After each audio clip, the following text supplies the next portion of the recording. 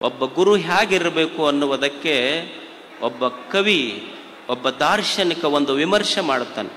ಒಬ್ಬ ಗುರು ಹೇಗಿರಬೇಕು, ಗುರುವಿನ ಸಂಬಂಧ ಸಮಾಜಕ್ಕೆ ಹೇಗಿರಬೇಕು, ಶಿಷ್ಯ ಹೇಗಿರಬೇಕು, ಗುರುವಿನ ಜವಾಬ್ದಾರಿ ಏನು, ಅವನ ಕರ್ತವ್ಯಗಳೇನು. ಒಬ್ಬ ವಿಮರ್ಶಕ, ಒಬ್ಬ ದಾರ್ಶನಿಕ ಹೇಳ್ತಾನೆ, ಗುರು ಹೆಂಗಿರ್ತಾನೆ, ಶಾಂತೋ ಮಹಾಂತೋ ನಿವಸಂತಿ ಸಂತಹ ವಸಂತವತ್ ಲೋಕ ಹಿತಶ್ಚರಂತಹ ತೀರ್ಣಾಹ ಸ್ವಯಂ ಭೀಮ ಭವಾರ್ಣವಾನ್ ಜನಾನ್ ಅಹೇತುನ ಅನ್ಯೇನಾಪಿ ತಾರಯಂತಹ. ಒಬ್ಬ ಗುರು ಹೆಂಗಿರಬೇಕು ಅಂದ್ರೆ ಅವ ಶಾಂತವಾಗಿರಬೇಕು, ಶಾಂತವಾಗಿರಬೇಕು. ಈ ಸಮಾಜ ಅಂದಮೇಲೆ ಒಮ್ಮೆ ಹೊಗಳವ್ರು ಇರ್ತಾರ, ಒಮ್ಮೆ ತೆಗಳವ್ರು ಇರ್ತಾರ, ಒಮ್ಮೆ ಕಷ್ಟ ಬರ್ತವೆ, ಒಮ್ಮೆ ಸುಖಗಳು ಬರ್ತವೆ, ಒಮ್ಮೆ ಪರಿಸ್ಥಿತಿಗಳು ನಮಗೆ ಅನುಕೂಲ ಇರ್ತಾವ, ಒಮ್ಮೆ ಪರಿಸ್ಥಿತಿಗಳು ಪ್ರತಿಕೂಲ ಇರ್ತಾವ. ಏನೇ ಇರಲಿ ಜೀವನದಲ್ಲಿ, ಅದು ಕಷ್ಟವೇ ಬರಲಿ, ಅಪಮಾನವೇ ಬರಲಿ, ಸೋಲೆ ಬರಲಿ, ಬಡತನವೇ ಬರಲಿ, ಎದೆಗುಂದದೆ ಮೆಟ್ಟಿ ನಿಲ್ಲುವ ಛಲವಂತನಿಗೆ ಗುರು ಗುರು ಅಂತ ಕರೀತಾರವ ಗುರು ಆತಷ್ಟೆ. ಜೀವನದ ಮೇಲೆ ಕಷ್ಟಗಳು ಬರುವುದಲ್ಲ. ಯಾರಿಗೆ ಬಂದಿಲ್ಲ ಹೇಳ್ರಿ ಕಷ್ಟಗಳು? ಜೀವನ ಜಗತ್ತಿನಲ್ಲಿ ಇಬ್ಬರಿಗಷ್ಟ ಬಂದಿಲ್ಲ ಕಷ್ಟ. ಯಾರಿಗೆ ಬಂದಿಲ್ಲ ಅಂದ್ರೆ ಒಬ್ಬ ಸತ್ತಾನ, ಇನ್ನೊಬ್ಬ ಹುಟ್ಟೇ ಇಲ್ಲ. ಇವ್ರಿಬ್ಬರಿಗೆ ಬಿಟ್ಟು ಉಳಿದವ್ರಿಗೆಲ್ಲರಿಗೆ ಕಷ್ಟಗಳು ಬರದ. ಅವನಿಗೆ ಕಷ್ಟ ಬಂದಿಲ್ಲ ಅಂದ್ರೆ ಅವ ಜೀವಂತಿಲ್ಲ ಅಂತ ಅರ್ಥ ಅಷ್ಟೆ. ಅಂದ್ರೆ ಜೀವನದಲ್ಲಿ ಒಮ್ಮೆ ಮಾನವೇ ಬರಲಿ, ಅಪಮಾನವೇ ಬರಲಿ, ಸೋಲೆ ಬರಲಿ, ಬಡತನವೇ ಬರಲಿ, ಕಷ್ಟಗಳೇ ಬರಲಿ, ಎದೆಗುಂದದೆ ನಿಲ್ಲುವ ಆ ಮನಸ್ಥಿತಿ ಐತಲ್ಲ. ಪರಿಸ್ಥಿತಿಗಳು ಬದಲಾಗಬಹುದಾದರೆ ಮನಸ್ಥಿತಿ ಬದಲಾಗದಂಗೆ ಇಟ್ಕೊಳ್ಳುವಂಥ ಸಾಮರ್ಥ್ಯಕ್ಕೆ ಗುರು ಗುರು ಅಂತ ಕರೀತಾರೆ. ಇರಲಿಲ್ಲೇನು ಹಿಂದ ನೀವು ರಾಮಾಯಣ ನೋಡಿರಿ, ಮಹಾಭಾರತ ನೋಡಿರಿ, ಎಷ್ಟು ಕಷ್ಟಗಳಿದ್ದು. ಹರಿಶ್ಚಂದ್ರನಿಗೆ ತನ್ನ ಮಗನ ಹೆಣವನ್ನೇ ಹೆಂಡತಿ ತಾರಾಮತಿ ಕೈಯೊಳಗೆ ಹಿಡ್ಕೊಂಡು ಬಂದ್ಲು. ಒಂದು ಕಡೆ ಮಗನ ಹೆಣ, ಇನ್ನೊಂದು ಕಡೆ ಸತ್ಯದ ಪರಿಪಾಲನೆ. ನಮಗಂತೂ ಅಷ್ಟು ಕಷ್ಟಗಳು ಬಂದಿಲ್ಲ. ಶ್ರೀರಾಮಚಂದ್ರ ಪಾಪ ಹೊಸ ಹೆಂಡತಿಗೆ ಸೀತೆಯನ್ನು ಮದುವೆ ಮಾಡಿಕೊಂಡು ಬಂದ್ರ ಅವರಪ್ಪ ಕಾಡಿಗೆ ಕಳಿಸದ ಆತಗ. ನೀವು ಮದುವೆ ಮಾಡ್ಕೊಂಡು ಎಂದರ ಕಾಡಿಗೆ ಹೋಗಿರಿ, ನೀವೆಲ್ಲ ಊಟಿ ಸಿಮ್ಲಾ ಡಾರ್ಜಿಲಿಂಗಿಗೆ ಹೋಗಿರಿ. ಅವರೆಲ್ಲ ಪಾಪ ಕಾಡಿಗೆ ಹೋದ್ರೆ ಅಷ್ಟೇನರ ಕಷ್ಟ ಬಂದೈತೆ ನಿಮಗೆ ಹೇಳಿ. ಅಂದ್ರೆ ಜೀವನದಲ್ಲಿ ಕಷ್ಟಗಳು ಬರವೇ ದೇವನಿಗೆ ಪ್ರಾರ್ಥನೆ ಮಾಡುವುದಿಷ್ಟೇ. ಭಗವಂತನೇ, ನಾನು ನಿನ್ನ ಗರ್ಭಗುಡಿಯ ಮುಂದೆ ಪ್ರಾರ್ಥನೆ ಮಾಡುವುದು ಜೀವನದಲ್ಲಿ ಕಷ್ಟಗಳನ್ನು ಕೊಡಬೇಡ ಅಂತ ಮಾಡುವುದಿಲ್ಲ, ನೀನು ಕೊಟ್ಟ ಕಷ್ಟಗಳನ್ನು ತಾಳಿಕೊಳ್ಳುವ ಸಾಮರ್ಥ್ಯ ಕೊಡು ಅಂತ ಭಗವಂತನಿಗೆ ಬೇಡುಕೊಂತನಲ್ಲ, ಅವ ಸಂತ ಅಷ್ಟೇ, ಅವ ಶಾಂತ.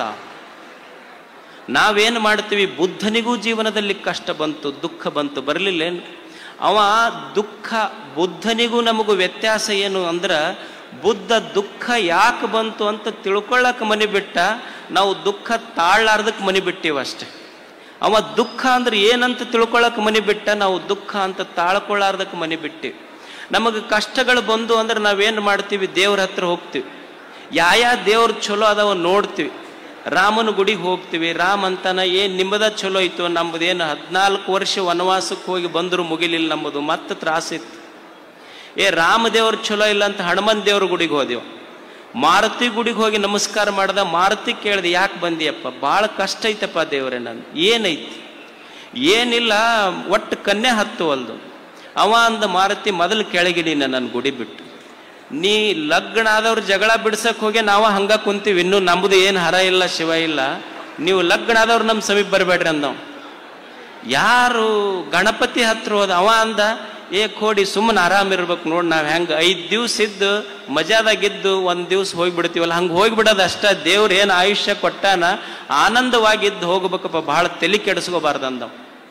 ಅಂದ್ರೆ ಏನು ಜೀವನದಲ್ಲಿ ಕಷ್ಟಗಳು ಬರ್ತಾವ, ತಾಳ್ಮೆ ಇರಬೇಕು ಮನುಷ್ಯನಿಗೆ. ಯಾವನು ತಡ್ಕೊಂತನಲ್ಲ, ತಾಳ್ಮೆ ಇದ್ದವನು ಗುರು. ಶಾಂತಃ ಮಹಾಂತಃ. ಯಾವನ ಮನಸ್ಸು ದೊಡ್ಡದೈತಲ್ಲ ಅವ ಗುರು. ಯಾರ ಮನಸ್ಸು ದೊಡ್ಡದೈತಿ ಅವನೇ ಗುರು. ಗುರು ಅಂದ್ರೆ ಏನಲ್ಲ, ಯಾರ ಮನಸ್ಸು, ಯಾವನು ಹಸಿದವನೇ ಗುರು ಆಗಬೇಕಾದ್ರೆ ಏನೂ ಮಾಡಬೇಕಿಲ್ಲ, ಕಾವ್ಯ ಹಾಕಬೇಕಂತಲ್ಲ, ಹಿಮಾಲಯಕ್ಕೆ ಹೋಗಬೇಕಂತಲ್ಲ. ಯಾರು ಹಸದವನಿಗೊಂದು ತುತ್ತು ಅನ್ನ, ನೀರಡಿಸಿದವನಿಗೊಂದು ಕಪ್ ನೀರ, ಯಾರು ದುಃಖದಿಂದ ನಿನ್ನ ಹತ್ರ ಬರ್ತಾರ ಅವ್ರ ಕಣ್ಣೀರು ಒರೆಸಿ ನಿನ್ನ ಜೊತೆಗೆ ನಾ ಅದೀನಿ ಅನ್ನೋ ಎರಡು ಪ್ರೇಮದ ಮಾತು ನಿನ್ನನ್ನು ಗುರುವಾಗಿ ಮಾಡ್ತಾವಷ್ಟೇ. ಅದು ಗುರುತ್ವ. ಯಶ ಆತ್ಮ ಮಹಾನ್ ಸಹ ಮಹಾತ್ಮ ಅಷ್ಟೆ. ಅಂದ್ರೆ ನನ್ನವರು ಅಂತ ಭಾವ ಬರಬೇಕಷ್ಟೆ. ಅನ್ನವನ್ನು ಇಕ್ಕುವುದು, ನನ್ನಿಯನ್ನು ನುಡಿಯುವುದು, ತನ್ನಂತೆ ಪರರ ಬಗೆದೊಡೆ ಕೈಲಾಸ ಭಿನ್ನಾಣವಕ್ಕೂ ಸರ್ವಜ್ಞ. ಎಲ್ಲರನ್ನ ಯಾರು ನನ್ನವರು ಅಂತ ಅಪ್ಪುಗೊಂತಾರ ಅವರು ಗುರು ಆಗ್ತಾರಷ್ಟೆ. ಎಲ್ಲರನ್ನ ಅಪ್ಪಿಕೊಳ್ಳುವ ಗುಣ ಬೇಕು ಮನುಷ್ಯನಿಗೆ. ವಸಂತವತ್ ಲೋಕಹಿತಶ್ಚರಂತಹ ಒಬ್ಬ ಗುರು ಅಂದ್ರ ಅವ ಲೋಕಹಿತವನ್ನ ಬಯಸುವವ, ಸದಾ ಸಮಾಜವನ್ನ ಮೇಲೆತ್ತಲಿಕ್ಕೆ ಪ್ರಯತ್ನ ಮಾಡುವವ, ಹಗಲಿರುಳೆನ್ನದೆ ಸಮಾಜಕ್ಕಾಗಿ ದುಡಿಯುವವ ಗುರು.